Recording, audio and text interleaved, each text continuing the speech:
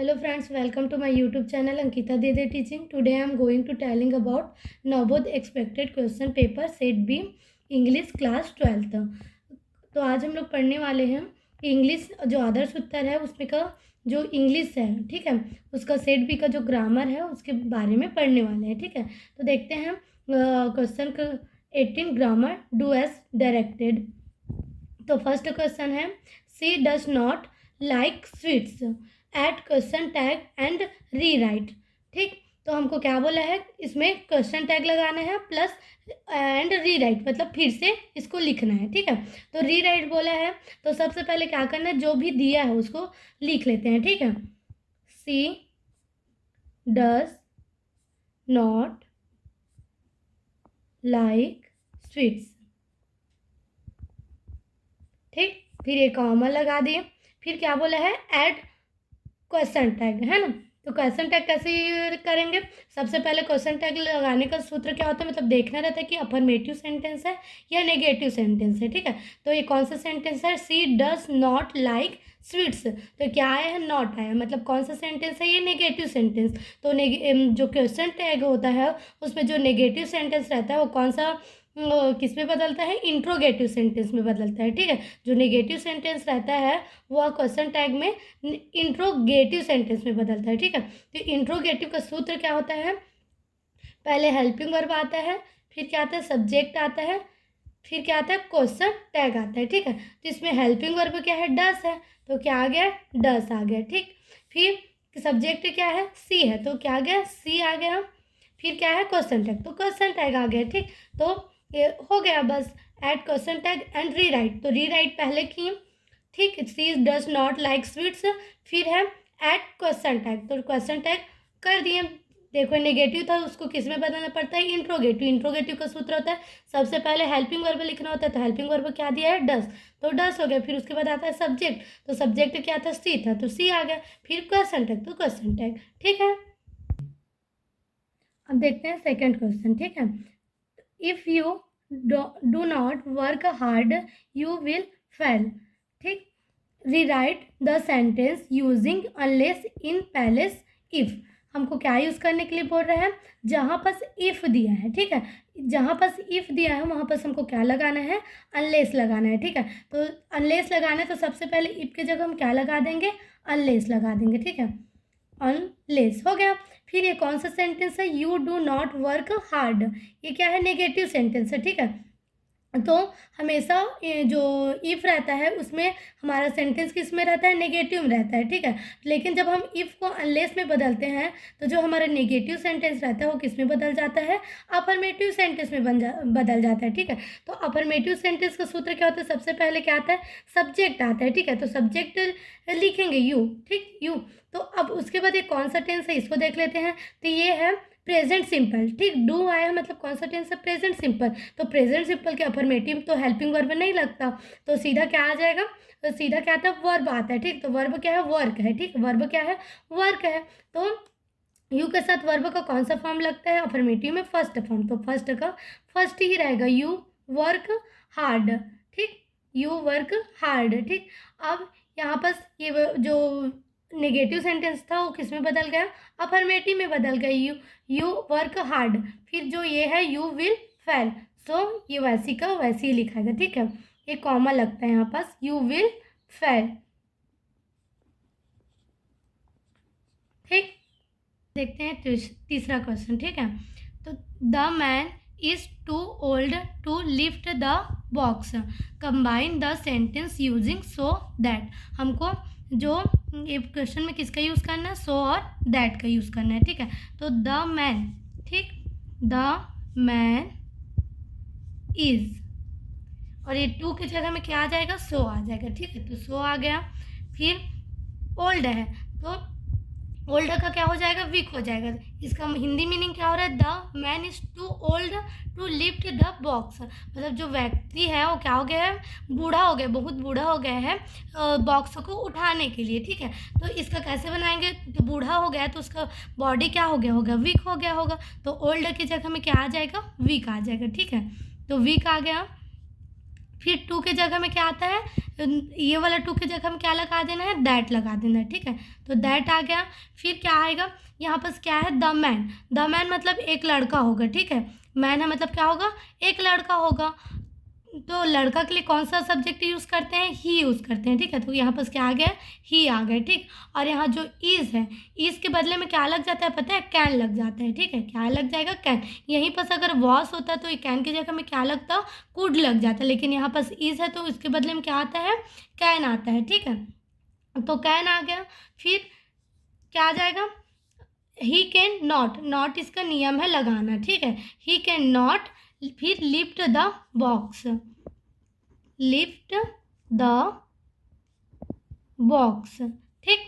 The man is so weak that he can not lift the box, मतलब जो व्यक्ति हो क्या हो गया है, बहुत ज़्यादा कमज़ोर हो गया है, तो वह बॉक्स को नहीं उठा सकता, ठीक है। तो अब देखते हैं चौथा क्वेश्चन, ठीक है। He said that it had been raining for 2 hours, change the direct speech, ठीक है। हमको किस में बदलने के लिए बोल रहा है, चेंज द डायरेक्ट स्पीच, मतलब हमारा नरेशन, ठीक है। तो नरेशन में डायरेक्ट स्पीच का क्या मतलब होता है, जो जैसा है वैसे ही लिखना या कहना क्या होता है, डायरेक्ट स्पीच होता है, ठीक है। तो देखो, ही सैड दैट है ना, तो ही सैड। अब दैट क्या है, बदला हुआ है। दैट किसके जगह में लगता है, अवतरण चिन्ह के जगह में क्या लगता है, दैट लगता है। तो इसमें दैट पहले से लगा दिया, तो दैट की जगह में हम क्या लगा सकते हैं, अवतरण चिन्ह लगा सकते हैं। ही सैड, अवतरण चिन्ह। फिर ये क्या है, it had been running for 2 hours। अब ये किस में बदल चुका है, पास्ट परफेक्ट कंटिन्यूअस में बदल चुका है, ठीक है। तो हमको पता है नरेशन में जो प्रेजेंट परफेक्ट कंटिन्यूअस होता है वो किस में बदलता है, पास्ट परफेक्ट कंटिन्यूअस में बदलता है, ठीक है। तो इसको क्या करना है, डायरेक्ट स्पीच में बदलना, मतलब जो जैसा है वैसे ही लिखना है, कहना। तो ये बदला हुआ है तो इसको हम पास्ट परफेक्ट कंटिन्यूअस में बदल के उसको किस में बदल सकते हैं, प्रेजेंट परफेक्ट कंटिन्यूअस में, ठीक है। क्योंकि डायरेक्ट स्पीच है, जैसा का तैसा लिखना है, ठीक है। तो क्या हो जाएगा, ईट के ईट रहेगा, और प्रेजेंट परफेक्ट कंटिन्यूअस में ईट के साथ कौन सा हेल्पिंग वर्ब लगता है, हैज़ लगता है, तो हैज़ लगेगा। फिर बीन का बीन, ठीक। फिर जो प्रेजेंट परफेक्ट कंटिन्यूअस है उसमें भी वर्ब का कौन सा फॉर्म लगता है, फोर्थ फॉर्म लगता है, तो रनिंग का रनिंग ही रहेगा, ठीक है। रनिंग फॉर 2 hours, ये सेम का सेम ही रहेगा, फॉर 2 hours, ठीक है। अब देखते हैं पांचवा क्वेश्चन, ठीक है। Father said to his son, are you happy, change the narration, ठीक है। हमको किस में बदलने के लिए बोल रहा है, नरेशन में। तो सबसे पहले देखते हैं कौन सा नरेशन है, ठीक है। तो देखो, आर यू हैप्पी मतलब आपका जो प्रश्न है वो क्या है, इंट्रोगेटिव में है, क्या है, इंट्रोगेटिव, मतलब इंट्रोगेटिव नरेशन है, ठीक है। तो इंट्रोगेटिव नरेशन का नियम क्या होता है पता है, जो ये सैड है ना उसके जगह में आपके सेंटेंस के हिसाब से यूज़ होता है, मतलब टोल्ड, कमांड जो भी आता है उसको यूज़ कर सकते हैं। तो देखो, father said to his son, are you happy, मतलब जो फादर है वो अपने सन से क्या बोल पूछ रहा है ना कि क्या तुम खुश हो, ठीक है। तो पूछ रहा है तो सेड की जगह में क्या लिख सकते हैं, आस्क्ड लिख सकते हैं। Father said to his son, है ना, मतलब पूछ रहा है कि क्या तुम खुश हो, तो पूछना क्या बोलते हैं, आस्क बोलते हैं। तो आस्क का सेकंड फॉर्म क्या होता है, आस्केड होता है, तो क्या हो जाएगा, आस्केड। क्योंकि सैड से का सेकंड फॉर्म क्या होता है, सैड, तो आस्क का सेकंड फॉर्म क्या होगा, आस्केड होगा। Father asked to his son, son. अब देखो, जो ये कौन सा नरेशन है, इंट्रोगेटिव नरेशन है, ठीक है। तो इंट्रोगेटिव नरेशन में जो अवतरण चिन्ह है, ठीक है, अवतरण चिन्ह के जगह में दैट नहीं लगता बल्कि क्या लगता है, इफ लगता है, ठीक है। क्या लगता है, इफ लगता है, ठीक है। और जो आपका प्रश्न इंट्रोगेटिव में है वो इंट्रोगेटिव किस में बदल जाता है, अफर्मेटिव में बदल जाता है, ठीक है। तो अफर्मेटिव में क्या हो जाएगा, सब्जेक्ट पहले आता है, तो सब्जेक्ट आ गया है ना, तो सब्जेक्ट क्या आ जाएगा, ये किसको बोल रहे हैं, सन को बोल रहे हैं, मतलब सन क्या है, लड़का है, ठीक है। कि ऐसे हो गया ना, पापा ने मतलब पापा ने कहा कि क्या तुम खुश हो, अपने बेटा को बोल रहे हैं ना, तो बेटा कौन है, लड़का है, तो लड़का के लिए क्या होगा, ही सन, तो सन क्या है, एक लड़का है, तो लड़का के लिए क्या यूज़ होगा, ही होगा, ठीक। तो ही आ गया। अब ये नरेशन में जो प्रेजेंट टेंस है वो किस में बदलता है, पास्ट टेंस में बदलता है, तो ही के साथ क्या हो जाएगा, वॉज आएगा, ठीक है। क्या आ जाएगा, जो प्रेजेंट है वो पास्ट में बदलेगा, तो ही के साथ कौन सा हेल्पिंग वर्ब आएगा, वॉज आएगा, ठीक है। तो ही वॉज हैप्पी, ठीक है, हैप्पी, तो ये क्या हो गया, आपको बन गया।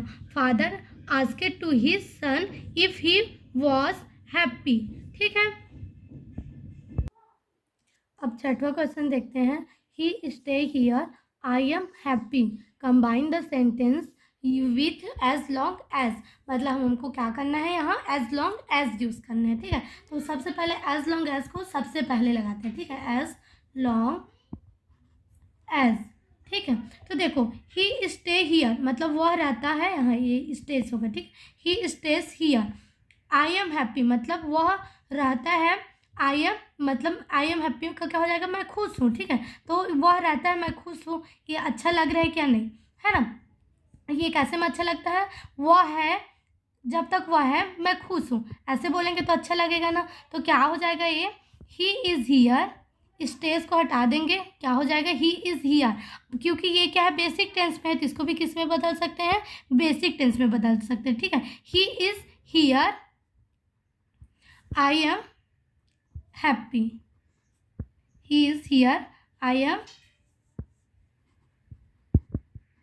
Happy, as long as he is here, I am happy, जब तक वह है मैं खुश हूँ। ठीक है, कि ऐसे में थोड़ी अच्छा लगेगा, जब तक वह रहता है मैं खुश हूँ, ऐसा अच्छा नहीं लग रहा है ना। तो इसको क्या क्या करेंगे, as long as he is here, I am happy, मतलब जब तक वह है मैं खुश हूँ। ठीक है, अब देखते हैं सातवां क्वेश्चन। ठीक है, who did this, change into passive voice. ठीक है, अब ये क्या है, हम लोग का डब्ल्यू एच है। ठीक है, हु क्या है, डब्ल्यू एच, तो हमको इसको कौन सा पेसिव वॉइस में बदलना है, डब्ल्यू एच वाला पेसिव वॉइस में। ठीक है, तो डब्ल्यू एच पेसिव वॉइस का सूत्र क्या होता है, पहले क्या आता है, डब्ल्यू एच आता है।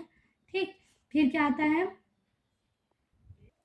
फिर क्या आता है, हेल्पिंग वर्ब आता है ना, तो प्लस हेल्पिंग वर्ब हो गया।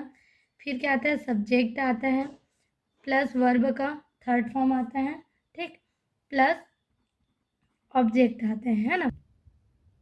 तो अब देखते हैं, डब्ल्यू एच पेसिव वॉइस में बनाना है ना, तो पेसिव वॉइस में जब हम डब्ल्यू एच को पेसिव वॉइस में बदलते हैं तो जो बाय होता है वो क्या होता है, सबसे पहले लिखा आता है। ठीक है, तो क्या आ गया, बाय आ गया। फिर हु का क्या हो जाता है, डब्ल्यू जब पेसिव वॉइस में बदलते हैं तो हु का हो जाता है, हुम हो जाता है। ठीक है, क्या हो जाता है, हु का हुम। फिर हेल्पिंग वर्ब है ना, तो हेल्पिंग वर्ब क्या है, डीड है, तो डिड क्या है, डू का सेकंड फॉर्म, वर्ब का सेकंड फॉर्म किस में लगता है, पास्ट सिंपल में लगता है। ठीक है, तो कौन सा टेंस है, कौन सा पेसिव वॉइस में बदलेंगे, पास्ट सिंपल पेसिव वॉइस में। ठीक है, तो यहाँ जो हेल्पिंग वर्ब है क्या लगेगा, वाज लगेगा। क्यों, क्योंकि दिस क्या है, सब्जेक्ट है, तो दिस मतलब क्या होता है, इट होता है, इट के साथ कौन सा हेल्पिंग वर्ब लगता है, वाज लगता है, तो यहाँ पास क्या आ जाएगा, वाज आ जाएगा। ठीक, फिर क्या है, सब्जेक्ट, तो सब्जेक्ट क्या है, दिस है, तो दिस आ जाएगा। फिर वर्ब का थर्ड फॉर्म, तो डिड का थर्ड फॉर्म क्या होता है, पता है, डन होता है। डिड का first form do, second did और थर्ड क्या होता है, डन। तो क्या हो गया, हमेशा पेसिव वॉइस में वर्ब का कौन सा फॉर्म लगता है, थर्ड फॉर्म लगता है, तो डिड का क्या हो गया, डन हो गया। ठीक, by whom was this done. ठीक है, अब देखते हैं आठवां क्वेश्चन। ठीक है, he gave me a pen. ठीक, क्या है, he gave me a pen, change the voice, हमको किस में बदलना है, इसको वॉइस में बदलना है। ठीक है, पेसिव वॉइस में, तो सबसे पहले पेसिव वॉइस में बदलने से पहले हमको ये पहचानना पड़ेगा कौन सा टेंस है। तो देखो सब्जेक्ट है, हेल्पिंग वर्ब तो है नहीं। ठीक है, तो हेल्पिंग वर्ब नहीं है मतलब प्रेजेंट सिंपल हो गया, तो पास्ट सिंपल, तो हम कैसे पहचानते हैं प्रेजेंट है कि पास्ट है, तो वर्ब को देखकर। ठीक है, तो यहाँ वर्ब का कौन सा फॉर्म लगा है, सेकंड फॉर्म लगा है, मतलब गिव, गिव का सेकंड फॉर्म क्या होता है, गेव होता है, तो गेव मतलब कौन सा टेंस हो गया, पास्ट सिंपल हो गया। ठीक है, तो पास्ट सिंपल का पेसिव वॉइस में बदलेंगे। ठीक है, तो जो हमारा वो है ना पेसिव वॉइस, उसमें हेल्पिंग वर्ब क्या आता है, सबसे पहले आता है। ठीक है, पहले सूत्र लिख लेते हैं। ठीक है, सूत्र क्या होता है, पहले सब्जेक्ट या ऑब्जेक्ट होता है, फिर क्या आता है, हेल्पिंग वर्ब आता है, फिर क्या आता है, वर्ब का थर्ड फॉर्म आता है, प्लस क्या आता है, बाय आता है। ठीक, फिर क्या आता है, सब्जेक्ट या ऑब्जेक्ट, ये क्या हो गया हमारा सूत्र। तो देखो सब्जेक्ट, तो सब्जेक्ट ऑब्जेक्ट मतलब जो पेसिव वॉइस होता है उसमें जो हमारा ऑब्जेक्ट होता है वो क्या बनता है, सब्जेक्ट बनता है, तो अपेन क्या हो गया, सब्जेक्ट हो गया, ठीक है। अब पेन क्या है, एक निर्जीव वस्तु है, और निर्जीव वस्तु के साथ पेशी मतलब निर्जीव वस्तु की बोले तो ईट हो गया, ठीक है। और पेशी वाइस में ईट के साथ क्या लगता है, पास्ट सिंपल पेशी वाइस में ईट के साथ लगता है वॉज लगता है, आई के साथ वॉज लगता है, यू वी दे के साथ वेयर, और ही सी इट नेम के साथ क्या लगता है वॉज। तो ये क्या है, अब पेन एक निर्जीव वस्तु है, इसके मतलब नाम है ना, तो ये क्या है, वॉज लग जाएगा, ठीक है। अब पेन वॉज, फिर वर्ब का थर्ड फॉर्म, तो गिव का सेकंड फॉर्म क्या होता है गिव, और थर्ड फॉर्म क्या होता है पता है, गिवन होता है। तो यहाँ पर गिव का क्या हो जाएगा, गिवन हो जाएगा, गिवन, फिर क्या आएगा, गिवन मी, यहाँ क्या है मी, गिवन मी, फिर आ जाएगा बाय, और ही का क्या हो जाएगा, हिम हो जाएगा, ठीक, क्या हो जाएगा, हिम, मतलब जो फर्स्ट सब्जेक्ट हो रहता है वो क्या बन जाता है, लास्ट सब्जेक्ट बन जाता है, ठीक। तो ही गेव मी अ पेन, तो उसका पेशी वाइज कैसे बदलेगा, a pen was given me by him, ठीक है। अब देखते हैं 9वां क्वेश्चन, है ना, Mary writes a letter, change into present perfect tense. हमको जो ये दिया है सेंटेंस, उसको कौन से टेंस में बदलना है, प्रेजेंट परफेक्ट टेंस में बदलना है, ठीक है।